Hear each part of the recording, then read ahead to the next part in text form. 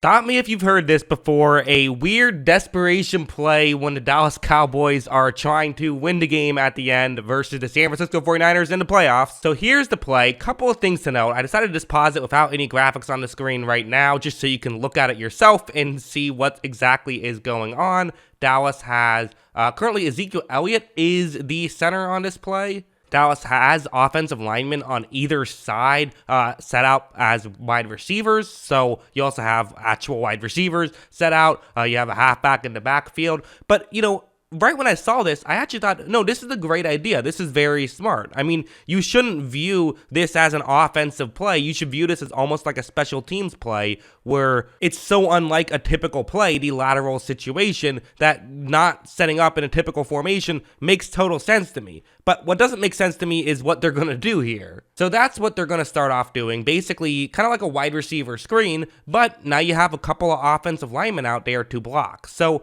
on paper, I actually get what they're trying to do. You also have another skill player who you can lateral the ball back to, so that seems to be what they're trying to do here. Prescott takes a snap and seemingly intentionally waits a beat before deciding to make this throw, but the issue is I don't know who's supposed to cover that guy. I don't know who's supposed to block the guy who I've circled in yellow. I'm assuming one of the offensive linemen are, but they're going out so slowly. They're not set up as though they're trying to block him. I also have no idea what the point of the Ezekiel Elliott being the center on this play is, because he just got completely trucked on this play, which can't blame him, and that's not what he's supposed to do. But not sure. The only assumption I have is that the idea is if it gets far enough down in the play, someone throws a Hail Mary lateral backwards, then it's Ezekiel Elliott getting it instead of an actual center. But anyways, Prescott makes this throw, and the poor player who's making that catch just immediately gets drilled on this play. What are we doing?